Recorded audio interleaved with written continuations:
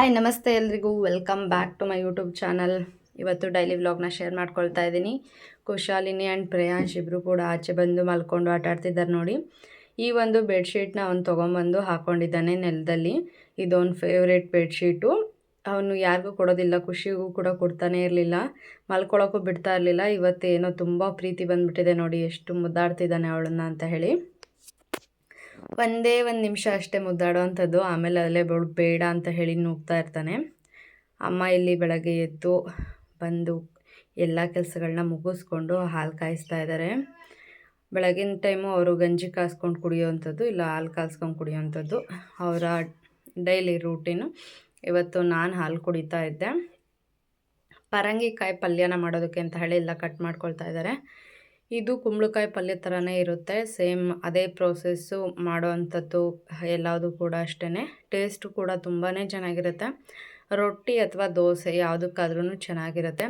ಅಮ್ಮ ಸ್ವಲ್ಪ ದಪ್ಪನಾಗಿ ಹಚ್ಚಿದ್ರು ಪರಂಗಿಕಾಯಿನ ಪೀಸ್ಗಳನ್ನ, ಸೊ ಹಾಗಾಗಿ ಟೇಸ್ಟು ಸ್ವಲ್ಪ ಕಡಿಮೆನೇ ಆಗಿತ್ತು ಅಂತ ಹೇಳ್ಬೋದು. ಆದಷ್ಟು ಸಣ್ಣದಾಗಿ ಹಚ್ಕೊಳ್ಳಿ, ಸೊ ಆವಾಗ ಚೆನ್ನಾಗಿ ಬೇಗ ಬೇಯುತ್ತೆ ಮತ್ತು ಟೇಸ್ಟ್ ಕೂಡ ಚೆನ್ನಾಗಿರುತ್ತೆ. ಇದ್ರ ಜೊತೆಯಲ್ಲಿ ಇವತ್ತು ರೊಟ್ಟಿನ ಮಾಡ್ತಾಯಿದ್ದಾರೆ. ರಾಗಿ ಮತ್ತು ಗೋಧಿ ಎಲ್ಲ ಹಿಟ್ಟುಗಳನ್ನ, ಜೋಳ ಎಲ್ಲದನ್ನು ಮಿಕ್ಸ್ ಮಾಡಿ ರೊಟ್ಟಿನ ಮಾಡ್ತಾಯಿದ್ದಾರೆ.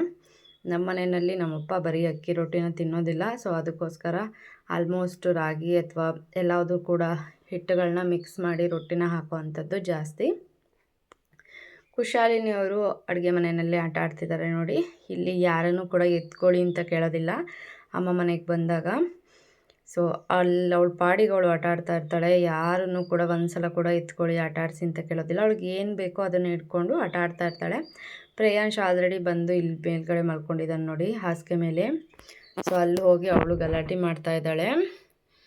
ಅವನನ್ನ ಎಬ್ಬಿಸ್ಬೇಕು, ಕರ್ಕೊಂಬರ್ಬೇಕು. ಇಲ್ಲ ಅಣ್ಣ ಎಲ್ಲಿರ್ತಾನೆ ಅವಳು ಕೂಡ ಅಲ್ಲಿಗೇ ಹೋಗಬೇಕು, ಅಷ್ಟೇ ಅವಳದು. ನಾನು ಕರೆದ್ರೆ ಕೂಡ ಬರೋದಿಲ್ಲ. ಅವ್ನ ರೂಮಲ್ಲಿದ್ದರೆ ರೂಮ್ಗೆ ಹೋಗ್ತಾಳೆ, ಹಾಲಲ್ಲಿದ್ದರೆ ಹಾಲಲ್ಲೇ ಆಟ ಆಡ್ತಾಳೆ.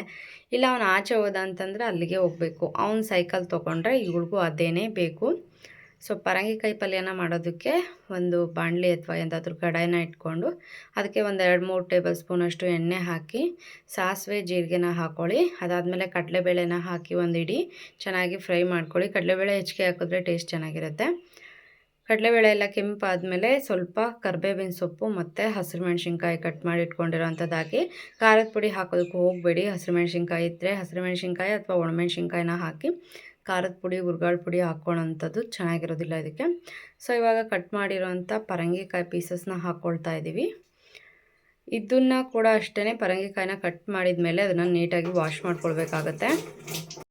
ರಾಗಿ ರೊಟ್ಟಿಗೆ ಎಲ್ಲದನ್ನು ಕೂಡ ರೆಡಿ ಮಾಡ್ಕೊಂಡಿದ್ರು. ಈ ರೀತಿ ಸಾಫ್ಟಾಗಿ ಹಿಟ್ಟನ್ನು ಕಲಿಸ್ಕೊಳ್ಬೇಕಾಗುತ್ತೆ, ಇಲ್ಲಾಂತಂದರೆ ರಾಗಿ ರೊಟ್ಟಿ ಕೂಡ ತುಂಬ ಒರಟಾಗಿಬಿಡ್ತವೆ.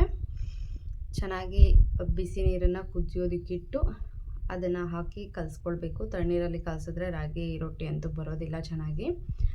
ಸೊ ಪರಂಗಿಕಾಯಿ ಪಲ್ಯಕ್ಕೆ ಸ್ವಲ್ಪ ಕಾಯಿ ತುರಿ ಮತ್ತು ಉಪ್ಪನ್ನು ಹಾಕಿ ಮಿಕ್ಸ್ ಮಾಡಿಕೊಂಡು ಪರಂಗಿಕಾಯಿಗಳನ್ನ ಬೇಯಿಸ್ಕೊಂಡ್ರೆ ಅದು ಪಲ್ಯ ರೆಡಿ ಆಯಿತು. ಅದನ್ನು ತೊಗೊಂಡು ಎಲ್ಲರೂ ಕೂಡ ತಿಂಡಿ ತಿನ್ನೋಣ ಅಂತ ಹೇಳಿ ಹೊರಟ್ವಿ. ಪ್ರೇಯಾಂಶ್ ಕೂಡ ಅಷ್ಟೇ ರೊಟ್ಟಿನ ತುಂಬ ಇಷ್ಟಪಡ್ತಾನೆ. ಖುಷಿ ಕೂಡ ಅಷ್ಟೇ ರೊಟ್ಟಿ, ದೋಸೆ ಆ ಥರದನ್ನೇ ಇಷ್ಟಪಡ್ತಾಳೆ ರೈಸ್ಗಿಂತನೂ. ಹಾಗೇನೆ ಅವಳು ಮೊಸರು ಕೂಡ ಜಾಸ್ತಿ ತಿಂತಾಳೆ. ಪ್ರೇಯಾಂಶ್ಗೆ ಇವಾಗ ಮೊಸರು ಇಷ್ಟ ಆಗೋದಿಲ್ಲ. ಫಸ್ಟು ತುಂಬ ದಿನಗಳ ಕಾಲ ಅವನು ಮೊಸರನ್ನ ಇಷ್ಟಪಡ್ತಾ ಇದ್ದ. ಇವಾಗ ಮಜ್ಜಿಗೆನ ಕುಡಿಯೋದ್ರಿಂದ ಮೊಸರನ್ನ ಬಿಟ್ಬಿಟ್ಟಿದ್ದಾನೆ. ಮೊಸರನ್ನ ಇಷ್ಟಪಟ್ಟು ತಿನ್ನೋದಿಲ್ಲ. ಸಿಂಕ್ ಹತ್ರ ಹೋಗಿ ವಾಷಿಂಗ್ ಮಿಷಿನು ಮತ್ತು ಸಿಂಕಿಗೆ ಕನೆಕ್ಟ್ ಆಗಿರೋವಂಥದ್ದು ಟ್ಯಾಪ್ಗಳದ್ದು ನೀರು ಹೋಗೋವಂಥದ್ದನ್ನೆಲ್ಲ ನೋಡಿ ಯಾವ ರೀತಿ ತಿರುಗಿಸ್ತಾ ಇರ್ತಾನೆ ಅಂತ ಹೇಳಿ. ಅಮ್ಮ ಮಿಸ್ ಆಗಿ ವಾಷಿಂಗ್ ಮಿಷಿನ್ ಎಲ್ಲ ಆನ್ ಮಾಡಿಬಿಟ್ಟಿರುತ್ತೆ, ನೀರು ಹೋಗ್ತಾನೆ ಇರೋದಿಲ್ಲ. ಯಾವಾಗಲೂ ನೋಡ್ಕೊತೀವಿ. ಅಷ್ಟು ತೀಟೆ ಮಾಡ್ತಾ ಇರ್ತಾನೆ. ಕುಶಾಲಿನಿ ನೋಡಿ ಇಲ್ಲಿ ಸೋಪಿನ ಪುಡಿ ಬಾಕ್ಸ್ನ ತೊಗೊಂಬರ್ತಾ ಇದ್ದಾಳೆ. ಅದೊಂದು ಯಾವಾಗಲೂ ಇಟ್ಕೊಂಡು ಓಡಾಡ್ತಾ ಇರ್ತಾಳೆ. ಅದನ್ನು ಕೊಡಲಿಲ್ಲ ಅಂದರೆ ಮಾತ್ರ ಹಠ ಮಾಡ್ತಾಳೆ. ಆಚೆ ಎಲ್ಲ ಬಂದು ಗಿಡದ ಹತ್ರ ಎಲ್ಲ ಕೂತ್ಕೊಂಡಿದ್ದಾಳೆ. ಅವಳು ಎಲ್ಲಿ ಓಡಾಡಿದ್ರು ಅವಳು ಹಿಂದೆ ಇರ್ತೀನಿ ಅಷ್ಟೇ, ನೋಡ್ತಾ ಇರ್ತೀನಿ ಏನು ಮಾಡ್ತಿದ್ದಾಳೆ ಅಂತ ಹೇಳಿ. ಬಟ್ ಯಾವುದನ್ನು ಕೂಡ ಅವಾಯ್ಡ್ ಮಾಡೋದಿಲ್ಲ. ಮಣ್ಣಲ್ಲಿ ಆಟ ಆಡೋದಾಗಿರ್ಬೋದು, ಹೂವು ಕೀಳೋವಂಥದ್ದು, ಏನೇ ಮಾಡಲಿ ನೀರಲ್ಲಿ ಆಟ ಆಡೋದ್ರೂ ಕೂಡ ಅಷ್ಟೇ. ಇಲ್ಲಿ ಹೋಗಿ ಆಲ್ರೆಡಿ ಇಬ್ಬರು ಕಿತ್ತಾಡ್ಕೊಂಡು ಜೋರಾಗಿ ಅಳ್ತಾ ಇದ್ದಾರೆ ನೋಡಿ. ಪ್ರೇಯಾಂಶು ಅವಳನ್ನ ನೂಗ್ಬಿಟ್ಟಿದ್ದಾನೆ, ಅದಕ್ಕೆ ಅಳ್ತಾ ಇದ್ಲು. ಮತ್ತು ಅವಳನ್ನ ಅಲ್ಲಿಂದ ಕರ್ಕೊಂಡು ಬಂದೆ. ಬೆಳಗ್ಗೆಯಿಂದ ಸಾಯಂಕಾಲವರೆಗೂ ಅದು ಎಷ್ಟು ಸಲ ಬೀಳ್ತಾರೆ, ಅಳ್ತಾನೇ ಇರ್ತಾರೆ ಗೊತ್ತಿಲ್ಲ. ಇದು ಹನ್ಗೊನೆ ಸೊಪ್ಪು ಅಂತ ಹೇಳಿ ನಮ್ಮ ಮನೆ ಹತ್ರ ನಮ್ಮಮ್ಮ ಆ ಮಕ್ಕಳಿಗಂತೂ ಕಣ್ಣಿಗೆ ತುಂಬ ಒಳ್ಳೆಯದು ಅಂತ ಹೇಳಿ ಯಾರ ಹತ್ರನೋ ತೊಗೊಂಡು ಬಂದು ಹಾಕಿ ಇಟ್ಟಿದ್ದಾರೆ. ತುಂಬಾ ಚೆನ್ನಾಗಿ ಬೆಳೆದಿತ್ತು ಕೂಡ. ಅದಕ್ಕೆ ತುಂಬ ಚೆನ್ನಾಗಿ ಕೇರ್ ಮಾಡ್ತಿದ್ದಾರೆ ಮೊಮ್ಮಕ್ಳಿಗೆ ತಿನ್ನಿಸ್ಬೇಕು ಅಂತ ಹೇಳಿ. ಅದನ್ನು ಊರಿಗೆ ಕೂಡ ಅಷ್ಟೇ ಸ್ವಲ್ಪ ಬೆಳೆದ್ರು ಕೂಡ ತಂದು ಕೊಡ್ತಾರೆ. ಸೊ ಇವತ್ತು ಅಲ್ಲಿ ತುಂಬ ಚೆನ್ನಾಗಿ ಬೆಳೆದಿತ್ತು. ಕಟ್ ಮಾಡಿ ಅದನ್ನು ಕ್ಲೀನ್ ಮಾಡ್ಕೊಳ್ಬೇಕಾಗುತ್ತೆ.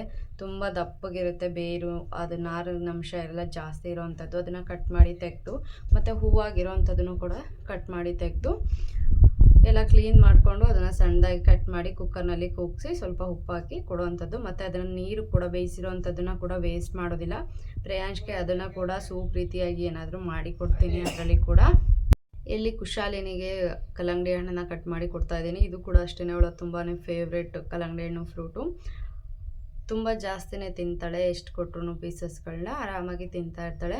ಅವಳು ಪ್ರೇಯಾಂಶಷ್ಟು ಊಟ ತಿಂಡಿ ತಿನ್ನೋದಕ್ಕೆ ಹಠ ಮಾಡೋದಿಲ್ಲ. ಊಟ ಮಾಡಲಿಲ್ಲ ಅಂದರೆ ಕೂಡ ಬೇರೆ ಯಾವುದಾದ್ರೂ ಈ ರೀತಿಯಾಗಿರೋವಂಥದ್ದು ಹಣ್ಣುಗಳಾಗಿರ್ಬೋದು, ಸ್ನ್ಯಾಕ್ಸ್ ಏನಾದರೂ ಆಗಲಿ ತಿಂತಾನೆ ಇರ್ತಾಳೆ. ನೀರು ಚೆನ್ನಾಗಿ ಕುಡಿತಾಳೆ ಅವಳು. ಎನಿ ಟೈಮ್ ನೀರು ಕುಡಿತಾನೆ ಇರಬೇಕು. ಅವಳೇ ಬಂದು ಫಿಲ್ಟರ್ ಹತ್ರ ತೋರಿಸಿ ಕೈನ ಅಥವಾ ಲೋಟ ಇಟ್ಕೊಂಡಿದ್ದಾಗ ನಾವು ಅದು ಕೈ ತೋರಿಸಿ ಅವಳು ಬೇಕಾಗಿದ್ದನ್ನು ಕುಡಿತಾಳೆ. ಅದೆಲ್ಲದು ತಿಂದು ಇಲ್ಲ ಆಚೆ ಬಂದು ಆಲ್ರೆಡಿ ಆ 2 ಎಳ್ನೀರನ್ನು ಇಬ್ಬರು ಕೂಡ ಕುಡಿದು ಬೊಂಬಲನ್ನ ತಿಂತಾ ಇದ್ದಾರೆ ನೋಡಿ, ಎಳ್ನೀರಿನ ಗಂಜಿನ. ಇದಂತೂ ಡೈಲಿ ಊರಿಗೆ ಹೋದರೆ ತಾತ ತಟ್ತಾನೆ ಇರ್ತಾರೆ ಎಳ್ನೀರು. ದಿನಕ್ಕೆ 3ರಿಂದ 4 ಎಳ್ನೀರಷ್ಟು ಕಟ್ ಮಾಡಿಕೊಂಡು ಕುಡಿದು ಈ ರೀತಿಯಾಗಿ ಗಂಜಿನ ಕೂಡ ತಿಂತಾರೆ. ಯಾವುದು ವೇಸ್ಟ್ ಮಾಡೋದಿಲ್ಲ. ನೋಡಿ ಯಾವ ಥರ ಡ್ಯಾನ್ಸ್ ಆಡ್ತಿದ್ದಾನೆ ಅಂತ ಹೇಳಿ. ಏನೇನೋ ಹೊಸದಾಗಿ ಮಾಡ್ತಾನೆ ಇರ್ತಾನೆ. ಇದು ನನ್ನ ಫೇವ್ರೆಟ್ ಸ್ಯಾರಿ, ಮೀಶೋಯಿಂದ ತರಿಸಿರೋವಂಥದ್ದು. ಸಿಕ್ಕಾಬಟ್ಟೆ ಚೆನ್ನಾಗಿದೆ. ತುಂಬಾ ಟ್ರೆಂಡಿಂಗಲ್ಲಿರುವಂಥದ್ದು. ಕ್ವಾಲಿಟಿ ಅಂತೂ ತುಂಬ ಚೆನ್ನಾಗಿದೆ. 1335 ರುಪೀಸ್ ಏನೋ ಅಷ್ಟೇ. ಸಿಕ್ಕಾಬಟ್ಟೆ ಚೆನ್ನಾಗಿದೆ. ರೆಡಿ ಬ್ಲೌಸ್ ಕೂಡ ಕೊಟ್ಟಿದ್ದಾರೆ ಇದಕ್ಕೆ. ನೀವು ಬ್ಲೌಸ್ನೂ ನೋಡ್ಬೋದು, ತುಂಬಾ ವರ್ಕ್ ಮಾಡಿಸಿದ್ದಾರೆ. ಈ ಥರದ್ದು ಏನಾದರೂ ನಾವು ಆಚೆನಲ್ಲಿ ಬ್ಲೌಸ್ನ ಸ್ಟಿಚ್ ಮಾಡಿಸ್ತೀವಿ, ಇಷ್ಟು ವರ್ಕ್ ಮಾಡಿ ಅಂದರೆ ತುಂಬ ಕಾಸ್ಟ್ಲಿ ಇರುತ್ತೆ ಬಿಡಿ. ಸ್ಯಾರಿ ಅಂತೂ ತುಂಬಾ ಚೆನ್ನಾಗಿದೆ. ಇದ್ರದ್ದು ಲಿಂಕ್ನ ನಾನು ಡಿಸ್ಕ್ರಿಪ್ಷನ್ ಬಾಕ್ಸಲ್ಲಿ ಹಾಕಿರ್ತೀನಿ. ಯಾರಿಗಾದ್ರೂ ಬೇಕಾದರೆ ಹೋಗಿ ಚೆಕ್ ಮಾಡಿ. ಆ ಲಿಂಕ್ ಮೂಲಕ ನಿಮಗೆ ಆ ಸ್ಯಾರಿ ಸಿಗುತ್ತೆ, ಪರ್ಚೇಸ್ ಮಾಡ್ಕೊಳ್ಳಿ. ಇದರಲ್ಲಿ ಕಲರ್ ಆಪ್ಷನ್ಸ್ ಕೂಡ ಇದೆ. ತುಂಬಾ ಕ್ವಾಲಿಟಿ ಅಂತೂ ಚೆನ್ನಾಗಿದೆ. ರಸ್ಟ್ ಆರೆಂಜ್ ಕಲರೇನೆ ಇವಾಗ ತುಂಬ ಟ್ರೆಂಡಿಂಗಲ್ಲಿ ಇರೋವಂಥದ್ದು. So maroon and rust orange ಎರಡೂ ಕೂಡ ನಾನಿಲ್ಲಿ ಡಿಸ್ಕ್ರಿಪ್ಷನಲ್ಲಿ ಲಿಂಕ್ಸ್ನ ಶೇರ್ ಮಾಡಿರ್ತೀನಿ. ಸೊ ಈ ವ್ಲಾಗ್ನ ಇಲ್ಲಿಗೆ ಎಂಡ್ ಮಾಡ್ತಾ ಇದ್ದೀನಿ. ಇದೇ ರೀತಿಯಾಗಿ ಸಪೋರ್ಟ್ ಮಾಡ್ತಾ ಇರಿ. Thanks for watching.